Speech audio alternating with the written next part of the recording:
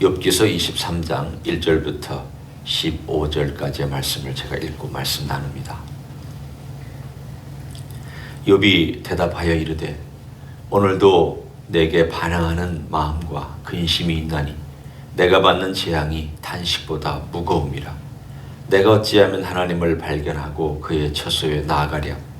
어찌하면 그 앞에서 내가 호소하며 변론할 말을 내 입에 채우고 내게 대답하시는 말씀을 내가 알며 내게 이르시는 것을 내가 깨달으랴. 그가 큰 권능을 가지시고 나와 더불어 다투시겠느냐? 아니로다. 도리어 내 말을 들으시리라. 거기서는 정직한 자가 그와 변론할 수 있은즉 내가 심판자에게서 영원히 벗어나리라. 그런데 내가 앞으로 가도 그가 아니 계시고 뒤로 가도 보이지 아니하며 그가 왼쪽에서 일하시나 내가 만날 수 없고 그가 오른쪽으로 돌이키시나 배울 수 없구나. 그러나 내가 가는 길을 그가 아시나니 그가 나를 단련하신 후에는 내가 순금같이 되어 나오리라.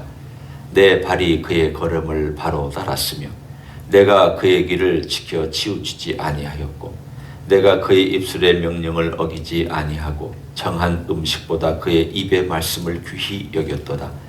그는 뜻이 일정하시니 누가 능히 돌이키랴. 그의 마음에 하고자 하시는 것이면 그것을 행하시나니 그런즉 내게 작정하신 것을 이루실 것이라. 이런 일이 그에게 많이 있느니라. 그러므로 내가 그 앞에서 떨며 지각을 얻어 그를 두려워하리라. 아멘. 23장에 욥이 고백하는 신앙을 들으면 욥이 힘들게 흔들리다가 또 다시 마음의 중심을 잡고 있는 것을 볼 수가 있습니다. 우리는 두 가지 문장 사이에서 왔다 갔다 합니다. 하나님은 공평하신데 왜 내가 경험하는 일은 불공평하냐?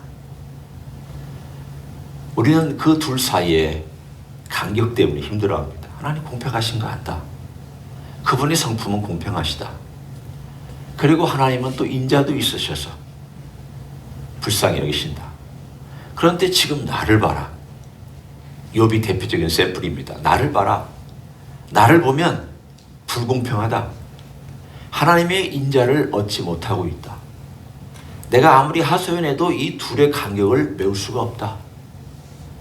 그것 때문에 그는 계속 친구들하고 논쟁합니다.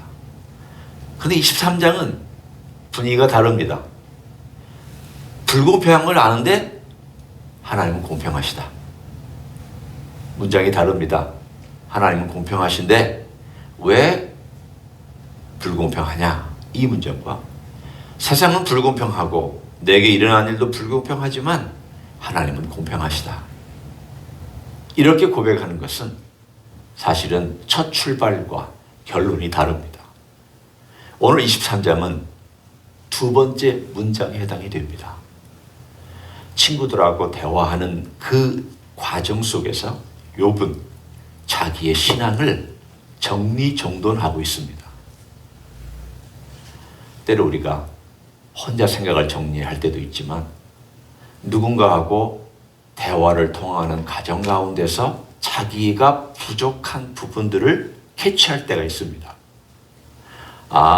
내가 지금 말하고 있는 논리가 상대방에게 잘못 전달되고 있거나 부족하구나. 그러면 내가 어떻게 이 논리를 전개시켜야 상대방이 이해하고 내 생각도 아주 정돈된 생각을 전달할 수 있을까? 말하고 논쟁하는 가운데 그것이 정리정돈될 때가 있습니다. 따라서 욥은 친구들하고 만나기 전에는 그가 자기 생각을 이렇게까지 정리정돈할 기회를 갖지 못했습니다. 반대가 심하면 그 반대 때문에 사람이 생각을 정리합니다.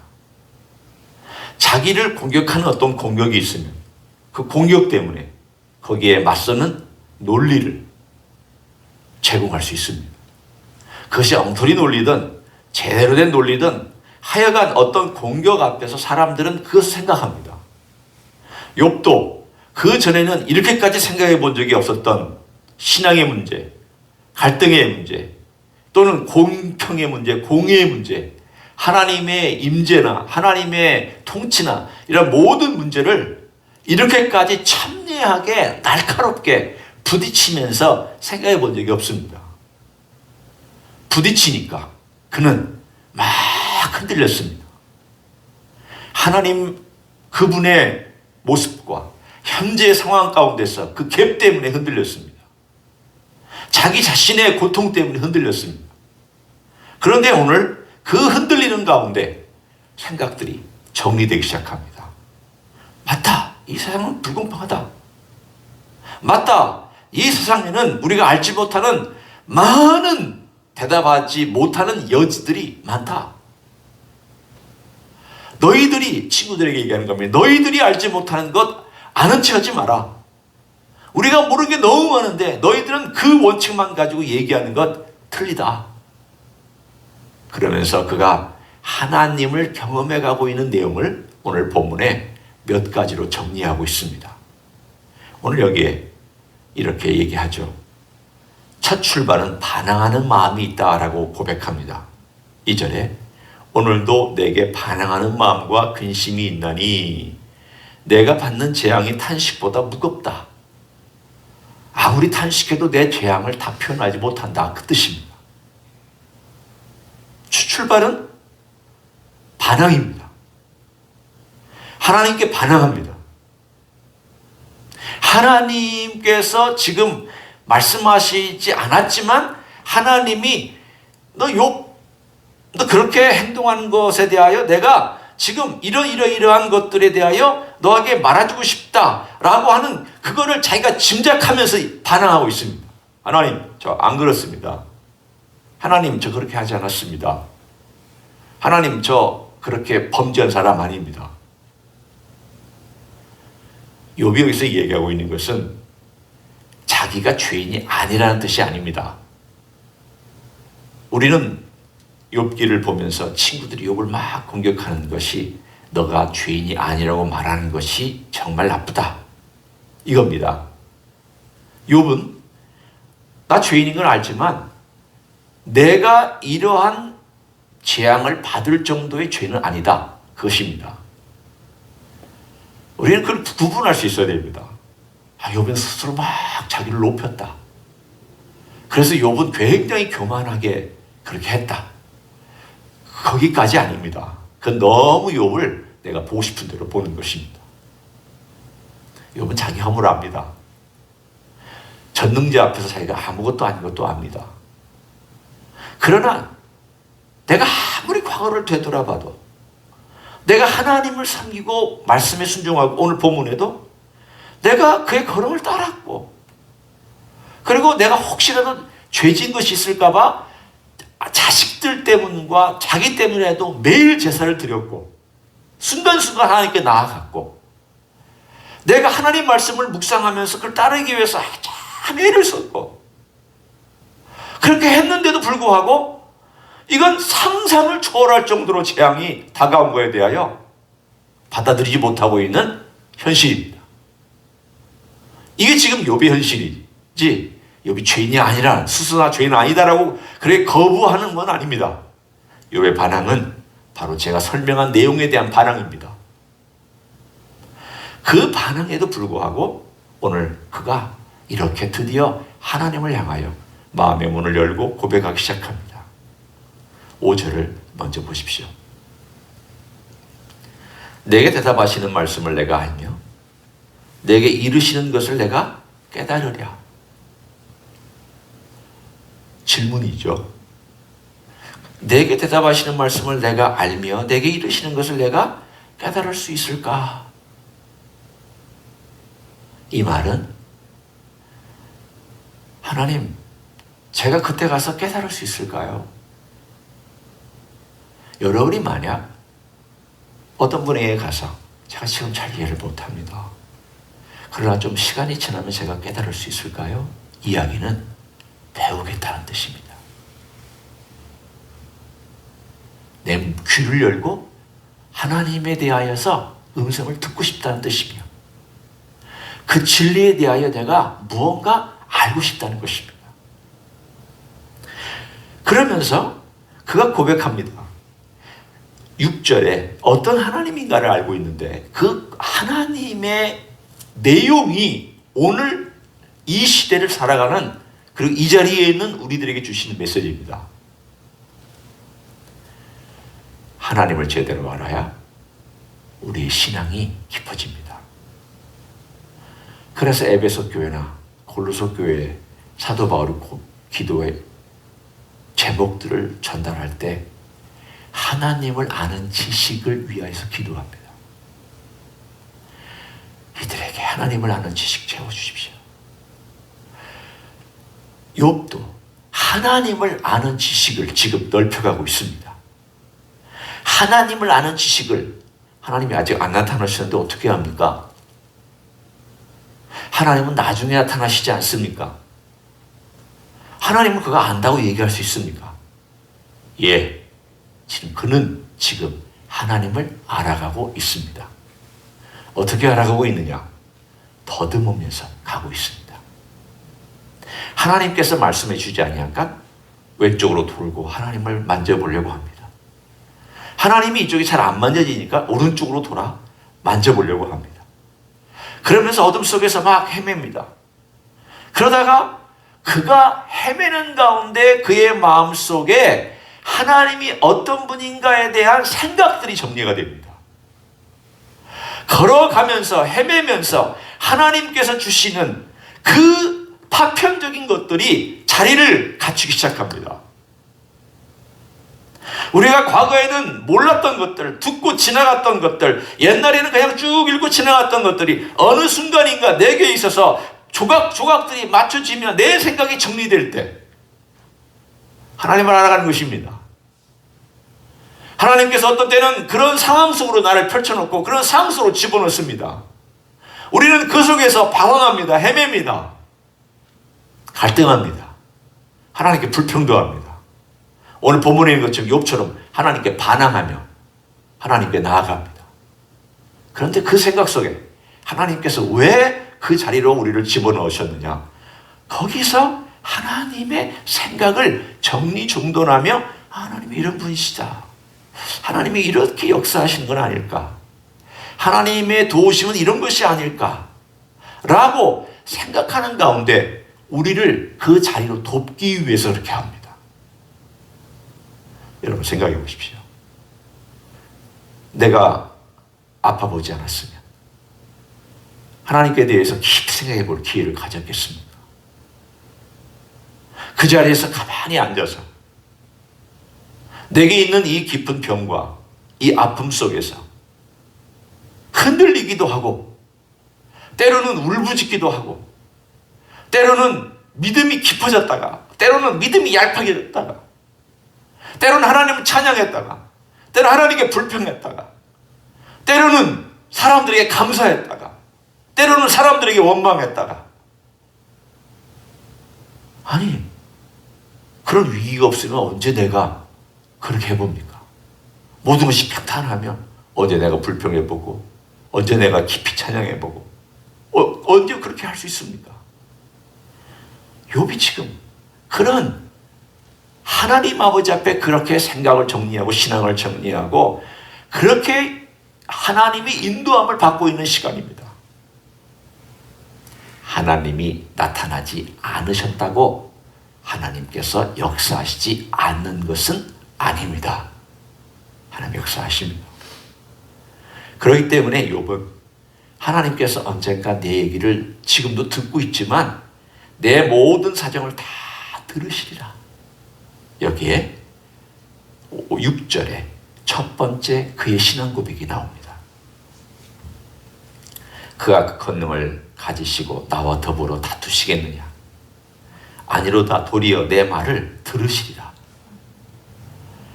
여기서 하나님께서 다투지 않는다. 나중에 하나님이 다투십니다. 그러니까 욥의 이 말도 어느 정도는 틀린 말입니다. 하나님께서 나타나셔서 막 욥에게 도전합니다. 너 이거 아느냐? 너 이거 해봤느냐? 너 이거 만들어봤느냐? 바다에 살고 있는 이 괴물들 네가 만들었느냐? 걔 모든 것 네가 아느냐? 하나님 막 도전하시고 하나님께서 막 변론하십니다. 욥이 아무 말도 하지 않습니다. 못합니다. 그러니까 이 말은 사실은 뒤집어집니다. 어떻게 뒤집어지느냐? 나중에 가면 하나님이 나와 다투시는데 하나님께서 내 말을 들으실 것이다가 아니고 하나님 제가 듣겠습니다. 그렇게 바뀝니다. 그러나 하나님이 들으셨기 때문에 나타나신 겁니다. 우리는 그런 하나님을 알고 있어야 됩니다.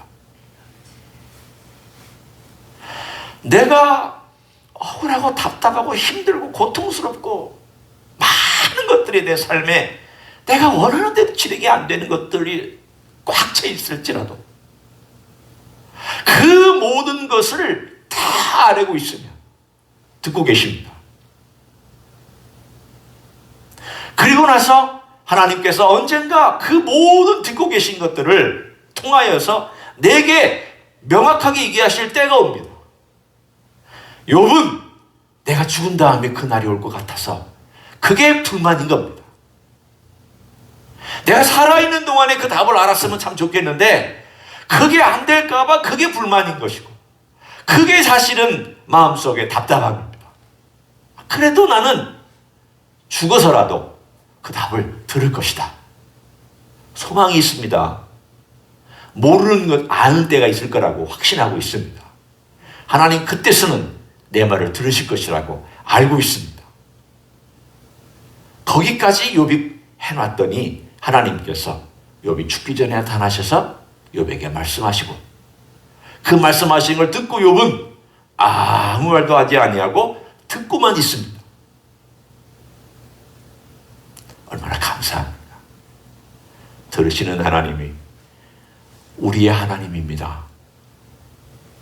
들으시는 하나님은 내 사정과 형편과 처지와 억울함과 불공평한 것에 대하여 다 듣고 있습니다. 따라서 우리가 누구에게 가서 얘기를 해야 되느냐? 누구에게 가서 우리의 억울함을 호소해야 되느냐? 당연히 십자가 앞에 와서 호소해야 됩니다. 당연히. 심지어는 내가 억울한 게 아니에요. 억울한 것처럼 내가 알고 있어요. 잘못된 억울함이죠. 그것도 얘기하시면 돼요. 나중에 아이고 내가 잘못했구나. 내가 잘못해서 내가 억울해했구나. 그 사람이 더 억울해했겠다. 그것도 알게 해주십니다. 알으셔야 돼요. 억울함을 알으시고 답답한 것도 알으시고 무조건 하나님 앞에 가서 그 모든 것들을 다 기도로 아뢰시고 나면 하나님께서 언젠가 내 마음도 정리정돈해 주시면서 언젠가 하나님의 음성을 들려주실 때가 옵니다. 그 듣고 나면 자기 잘못도 깨닫게 되는 순간이 있고 자기의 억울함이 풀려지는 그러한 때가 있습니다. 오늘 들으시는 하나님을 깊이 깨달으십시오. 듣고 계십니다. 두 번째는 10절입니다. 들으실 뿐만이 아니라 그가 신앙 고백을 이렇게 합니다. 그러나 내가 가는 길을 그가 아시나니 그가 나를 단련하신 후에는 내가 순금같이 되어 나오리라. 욥도 정답 알고 있습니다. 우리가 정답 몰라서 신앙대로 말씀대로 못 사는 그건 아니지 않습니까? 그렇죠? 여러분 대부분 정답 압니다. 그 정답을 알아도 어떨 때는 안 될 때가 있습니다. 욥 정답 압니다. 하나님이 나 훈련시키시는구나. 드디어 욥의 고백입니다. 내 신앙이 지금 이렇게 훈련받고 순금처럼 정금처럼 아주 귀한 99.999%의 금처럼 나오는 그 일의 과정을 겪고 있구나. 정답 알고 있습니다. 그런데 답답합니다.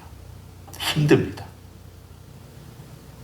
그러니까 그는 그 씨름하면서 하나님께 그 모든 그 과정에 있는 것들을 다 하나님께 막 올려놓고 하나님께 호소하고 하나님께 한거하고 하나님 앞에 나와서 울고 하나님께 나와서 부르짖는 그 시간들을 그는 보내고 있습니다.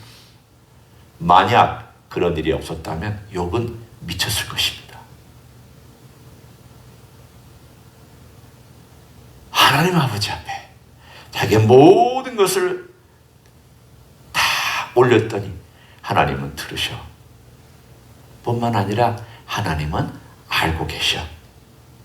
그래서 나를 지금 단련하고 계시는 거야.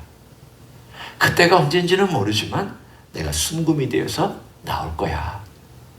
나는 이 과정을 잘 밟고 싶어. 그러면서 하나님이 그 일을 마지막에 완성하실 거라고 14절에 고백합니다.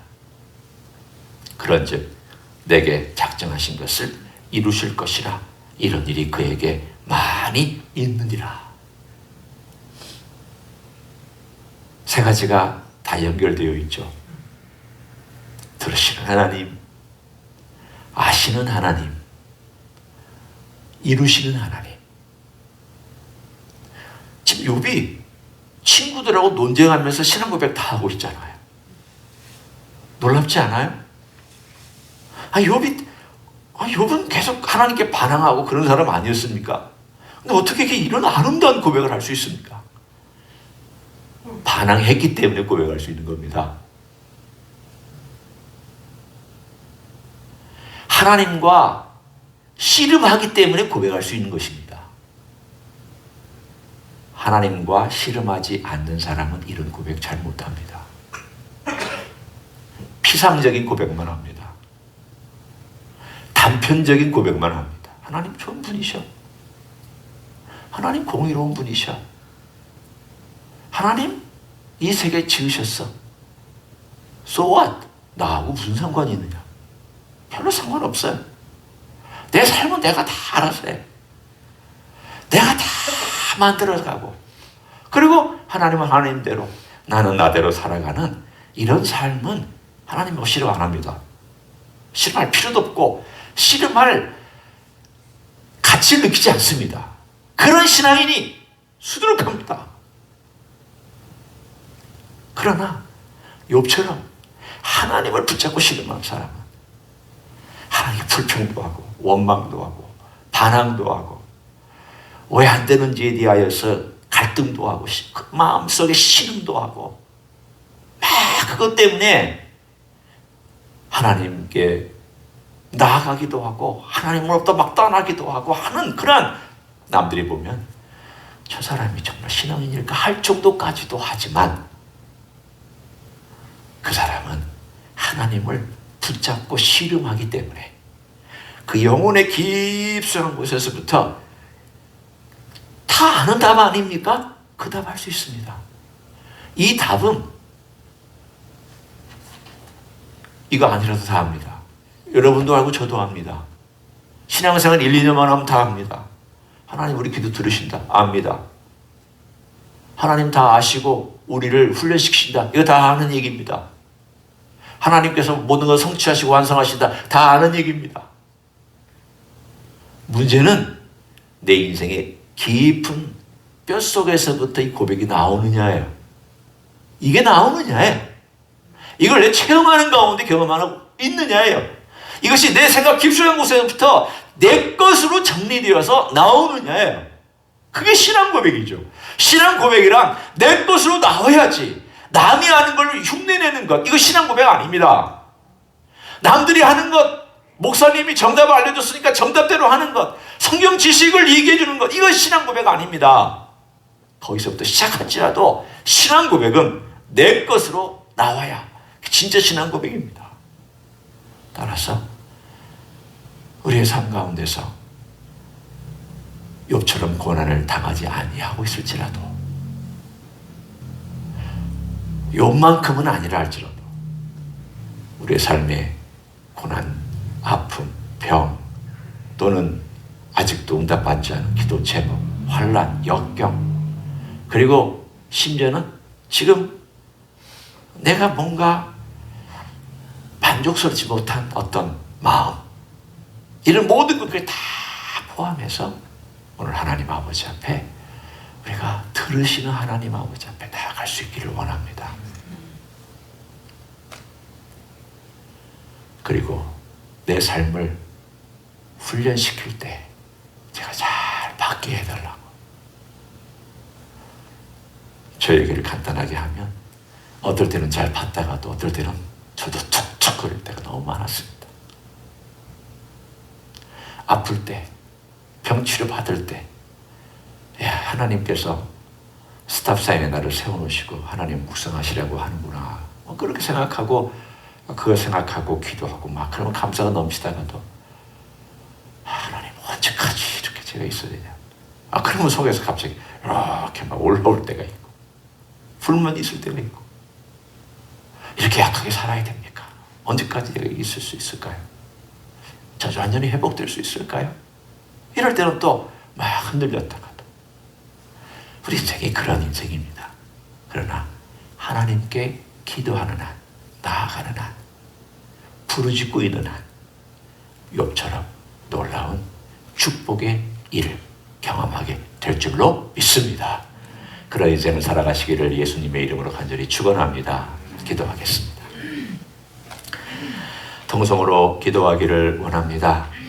이 시간에 우리 인생 가운데 어려움이 있을 때, 혼란이 있을 때, 환란이 있을 때, 나를 반대하는 사람이 있을 때, 그리고 여러 가지 일들이 내 마음대로 이루어지지 않을 때, 오히려 하나님 아버지 앞에 나아가서 부르짖고 갈등하고 씨름하고 주님께 의지하고 주님으로부터 음성을 듣기를 원하는 그런 삶을 살기를 소원한다고 이 시간 다 같이 통성으로 기도하시겠습니다. 하나님